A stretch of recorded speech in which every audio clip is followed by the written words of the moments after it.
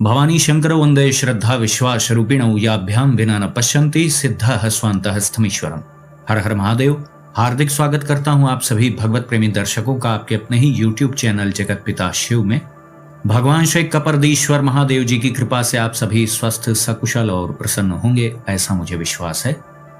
अध्रुवेण शरीरेण ध्रुवम यौन प्रसादयेत् ध्रुवम तस्य परिभ्रष्टम मध्रुवम नष्टमेव च। अर्थात अस्थिर शरीर से यानी इस मिट जाने वाले शरीर से जो स्थिर अर्थात सदैव रहने वाले मोक्ष को सिद्ध नहीं करता, उसका स्थिर मोक्ष भी नष्ट हो जाता है। और यह अध्रुव शरीर अर्थात नश्वर शरीर यह तो नष्ट हो ही जाएगा। शिव महापुराण से लिया गया यह महत्वपूर्ण श्लोक था। आज का प्रस्तुत वीडियो स्कंद महापुराण की एक महत्वपूर्ण कथा पर आधारित है, जिसके अंतर्गत आप शिव नाम की महिमा के विषय में जानेंगे। कैसे शिव नाम की शक्ति सद्गति प्रदान कर सकती है। अपात्र से अपात्र व्यक्ति का भी कल्याण शिव नाम के द्वारा हो जाता है। आपको इस कथा के माध्यम से शिव नाम कीर्तन के श्रवण की महिमा भी पता चलेगी कि शिव जी के नाम का कीर्तन या उनके नाम का श्रवण भी यदि हम करें तो उससे क्या लाभ है। श्री स्कंद महापुराण के काशी खंड के उत्तरार्ध में इस कथा का वर्णन है। यहाँ पर भगवान स्कंद जी, भगवान कार्तिकेय जी अगस्त्य मुनि से यह कथा वृत्तांत बता रहे हैं। भगवान कार्तिकेय कहते हैं, शिव जी के अत्यंत प्रिय कपर्दी नामक गणाधीश ने पितृश्वर लिंग के उत्तर भाग में एक शिवलिंग स्थापित किया और उसी के आगे विमलोदक नाम से एक प्रसिद्ध कुंड भी खुदवाया, जिसके जल का स्पर्श करने मात्र से मनुष्य निर्मल हो जाता है। स्वामी कार्तिकेय जी किसके बारे में यहां बता रहे हैं? भगवान शिव जी के एक अत्यंत प्रिय कपर्दी नामक गणाधीश की बात बता रहे हैं।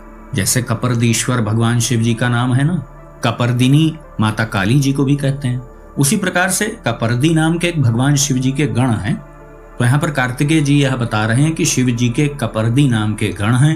उन्होंने एक शिवलिंग स्थापित किया और उसी के आगे विमलोदक नाम से प्रसिद्ध कुंड भी खुदवाया, जिसके जल का स्पर्श करने मात्र से मनुष्य निर्मल हो जाता है। आगे कार्तिकेय जी कहते हैं, प्राचीन त्रेता युग की बात है। शिव भक्तों में श्रेष्ठ वाल्मीकि नामक एक मुनि थे, जो काशी में प्रतिदिन कपर्दीश्वर की पूजा करते हुए तपस्या करते थे। कपर्दीश्वर किसका नाम है? भगवान शिव जी का। कपर्दी तो उनके गण का नाम है, कपर्दीश्वर भगवान शिव जी का नाम है। कपर्दी का अर्थ होता है जटाधारी। तो मुनि वाल्मीकि जी प्रतिदिन काशी में कपर्दीश्वर महादेव जी का पूजन करते थे, उनकी प्रसन्नता के लिए तप करते थे। एक बार मार्गशीर्ष मास में तपस्वी वाल्मीकि जी ने मध्याह्न के समय, दोपहर के समय विमलोदक नाम वाले महातीर्थ में स्नान करके सिर से लेकर पैर तक भस्म लगाया। यह काशी क्षेत्र की ही कथा है जो आप सुन रहे हैं। वाल्मीकि जी ने एक दिन उस विमलोदक नाम वाले महातीर्थ में स्नान किया। ये विमलोदक नामक कुंड का निर्माण किसने करवाया था? पहले ही बताया, भगवान शिव जी के जो कपर्दी नाम के गण हैं, उन्होंने यह कुंड बनवाया था। इसके बाद सिर से लेकर पैर तक मुनि वाल्मीकि जी ने भस्म लगाया। फिर भगवान कपर्दीश्वर के दक्षिण भाग में बैठकर मध्याह्न कालोचित नित्य कर्म प्रारंभ किया, अर्थात जो मध्याह्न काल की संध्या में नित्य कर्म आदि किए जाते हैं। मस्तक पर भस्म रमाया उन्होंने, आध्यात्मिक संध्या का चिंतन किया और पंचाक्षर मंत्र का जप करते हुए जटाजूटधारी भगवान शिव जी का उन्होंने ध्यान किया। इसके बाद उन्होंने परिक्रमा आदि की, विभिन्न प्रकार के सुरों के साथ भगवान शिव के नाम का उच्चारण किया, उनके नाम का कीर्तन किया। गान करके आनंद पूर्वक हस्त संचालन यानी हाथ पैर हिलाते हुए उन्होंने नृत्य भी किया। मंत्र जाप आदि के बाद जब वो नाम कीर्तन आदि करने लगे तो वो बिल्कुल तन्मय हो गए और साथ में नृत्य भी करने लगे। मनोहारी प्रकार से नृत्य करते हुए वे महातपस्वी कुछ क्षणों तक उस सरोवर के ही तट पर बैठे रहे। शिव नाम कीर्तन की धुन में वाल्मीकि जी तन्मय होकर के वहीं पर बैठे रहे, आनंद पूर्वक शिव नाम का कीर्तन कर रहे थे। इसी समय उन्होंने अत्यंत विकराल आकृति वाले भयानक पिशाच को देखा। उसकी आंखें कुछ पीली पीली दिख रही थीं। उस प्रेत को देखकर मुनि ने धैर्य पूर्वक पूछा, तुम कौन हो? उन महात्मा का यह प्रेम पूर्वक वचन सुनकर पिशाच ने हाथ जोड़कर कहा, हे भगवान, गोदावरी नदी के तट पर प्रतिष्ठान नामक एक देश है, अर्थात क्षेत्र है। देश से यहाँ पर अर्थ क्षेत्र से ही आप समझें। वहां मैं तीर्थों में दान लेने की रुचि रखने वाला एक ब्राह्मण था। मतलब वह जो पिशाच मुनि वाल्मीकि को दिखा, उसने बताया कि मैं प्राचीन काल में गोदावरी नदी के तट पर एक प्रतिष्ठान नामक एक क्षेत्र है, वहां पर तीर्थ में दान लेता था। एक ब्राह्मण कुल में मेरा जन्म हुआ था और मैं वहां पर विभिन्न प्रकार के दान लेने की वृत्ति रखता था। अब चूंकि हर प्रकार का लेह्य अलेह्य हर प्रकार का दान मैं स्वीकार करता था, तो उसी कर्म के फलस्वरूप मैं ऐसी दुर्गति को प्राप्त हुआ हूं। हर प्रकार का दान भी नहीं स्वीकार करना चाहिए ना। आगे वह पिशाच कहता है, जल और वृक्ष से रहित महाभयंकर मरुस्थल में निवास करते हुए मुझे बहुत समय बीत गया। वहां मैं भूख प्यास से पीड़ित होकर सर्दी और गर्मी का कष्ट भोगता रहा हूं। मरुस्थल भूमि में दीर्घकाल व्यतीत होने के पश्चात एक दिन मैंने किसी ब्राह्मण के पुत्र को देखा। उसके वस्त्र मलिन थे, वह देखने में बिल्कुल अपवित्र लग रहा था और ऐसा लग रहा था कि वह ब्राह्मणोचित कर्म में प्रवृत्त नहीं है। उसकी रुचि ब्राह्मणोचित कर्मों में नहीं है, उसके कर्म मलिन उसे दिखाई दिए। तो उस ब्राह्मण को देखकर उसी के द्वारा कुछ भोग मिलने की मुझ में आशा जगी, तो मैं उसके शरीर में समा गया। मतलब वह प्रेत बताने लगा कि मैं उस ब्राह्मण बालक के शरीर का आश्रय मैंने ग्रहण कर लिया, उसके शरीर में प्रवेश कर गया।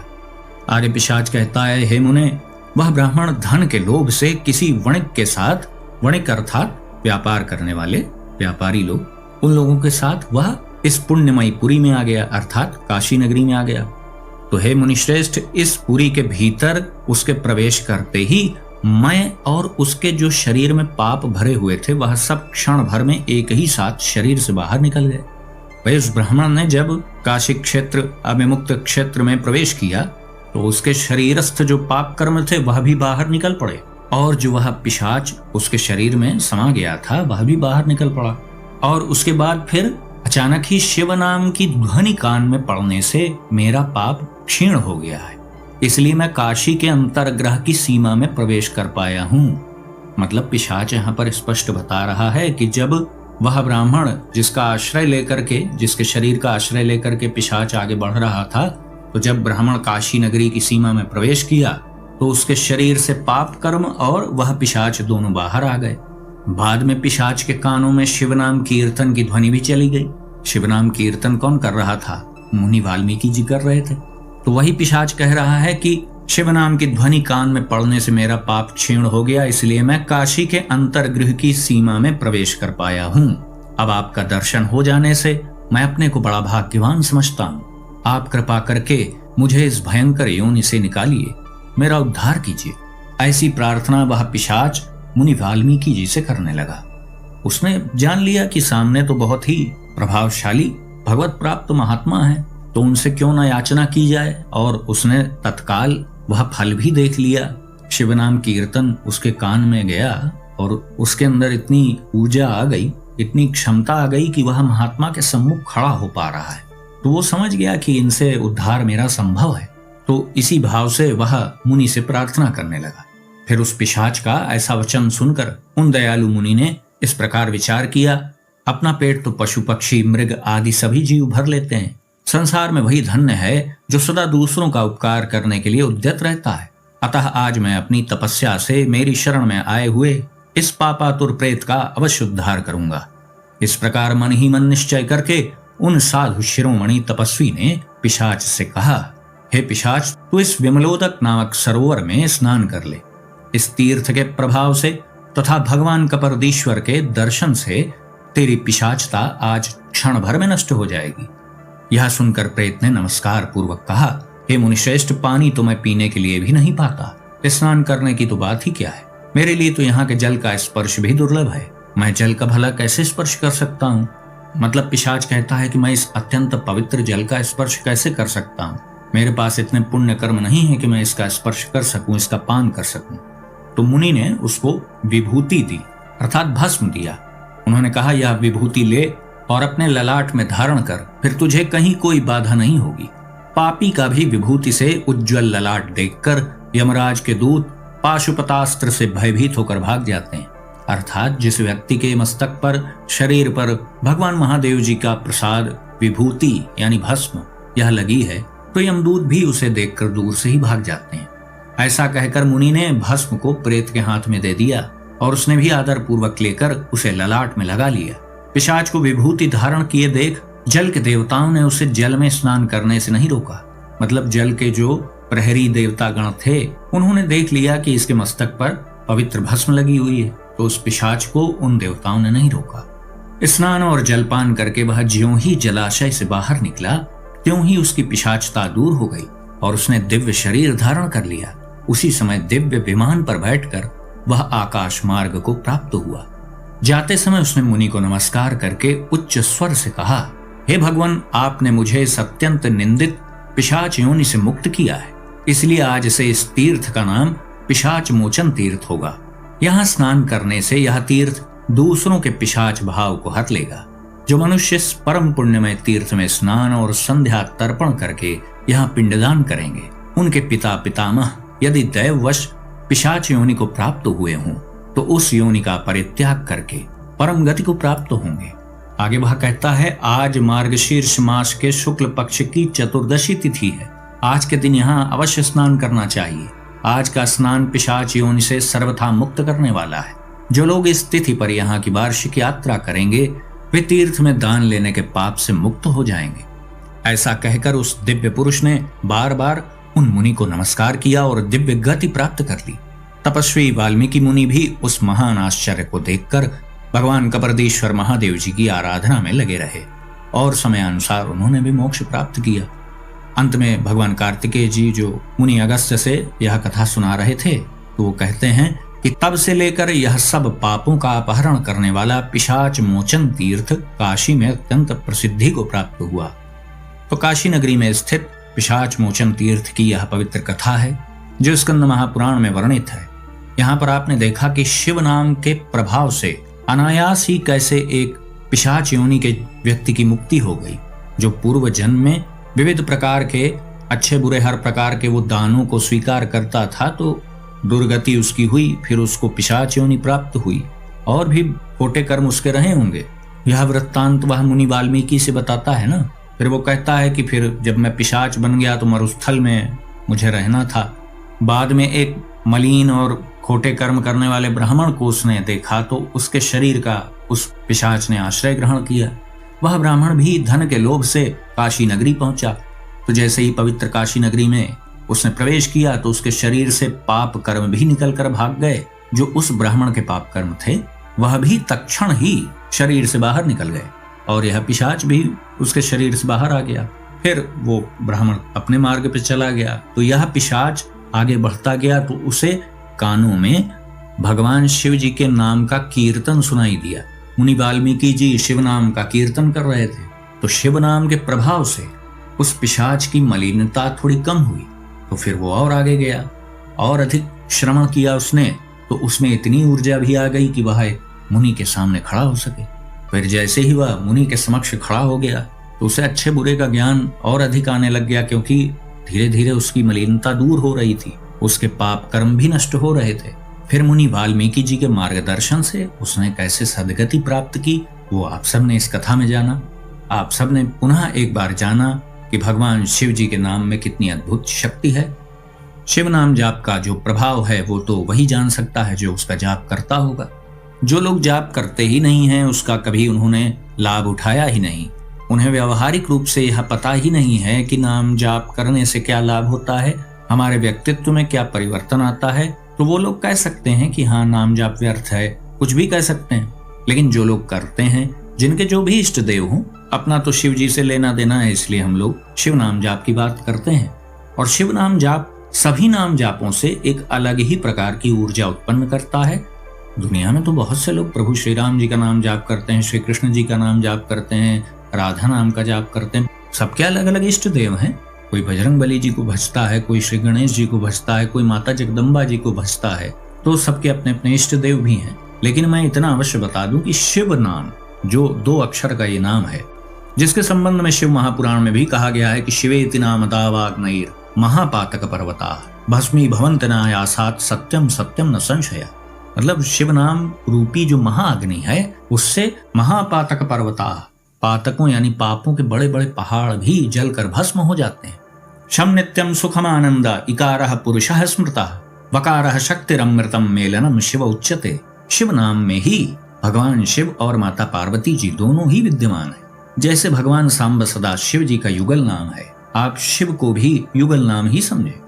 शिव महापुराण का ही तो ये श्लोक है शम नित्यम सुखम आनंद।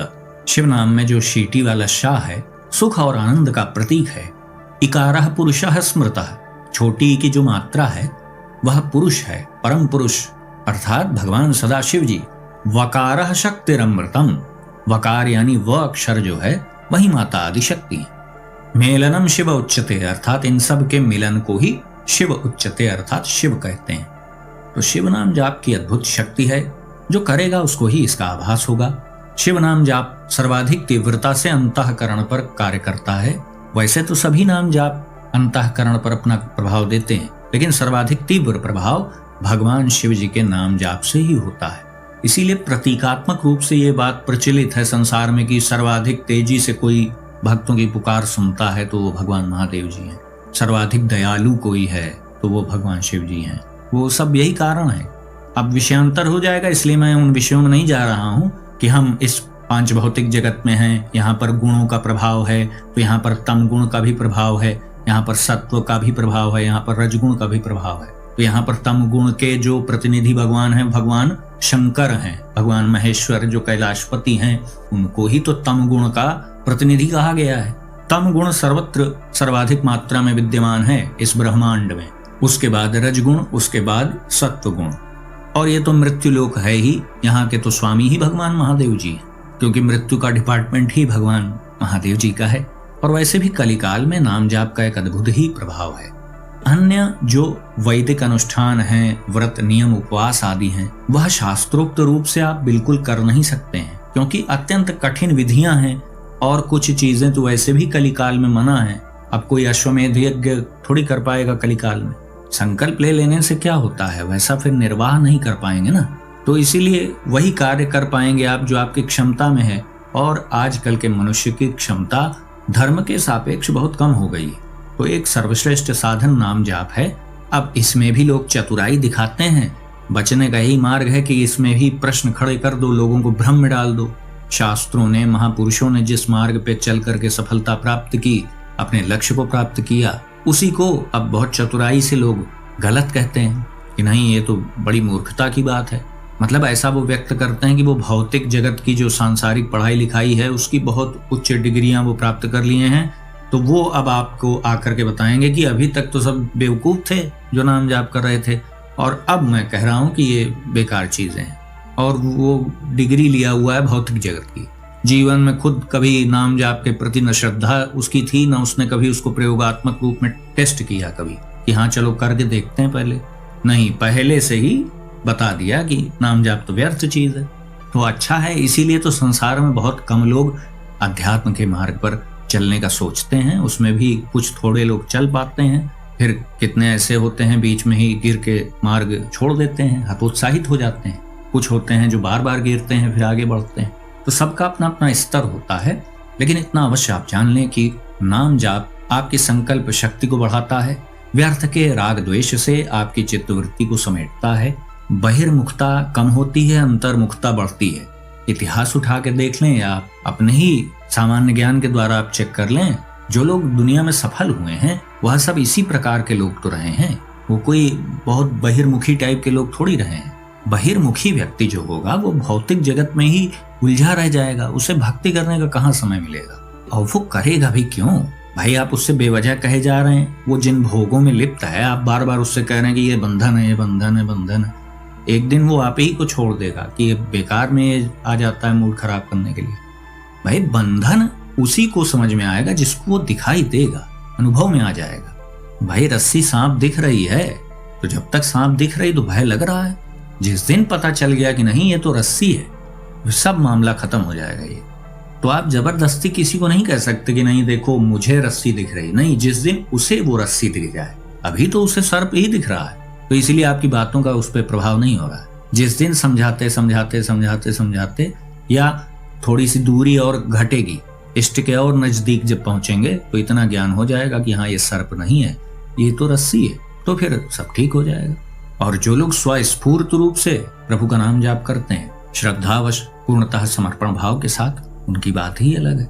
उन्हें स्वयं इस बात का अनुभव है, बिल्कुल अच्छे से उन्हें पता है कि नाम जाप से क्या प्रभाव पड़ता है और विशेष रूप से शिव नाम जाप का प्रभाव क्या है। इसके अतिरिक्त यदि आप युगल नाम जाप करना चाहें, सांब सदाशिव नाम जाप, भवानी शंकर नाम, गौरी शंकर, उमा महेश्वर, उमा शंकर, जो भी आप नाम जाप करना चाहें युगल नाम में वो आप जाप कर सकते हैं। प्रभु के हजारों नाम हैं, जो नाम आपको अच्छा लगे उसको चुन लीजिए और एक ही नाम को अधिक से अधिक जाप करने का प्रयास करें।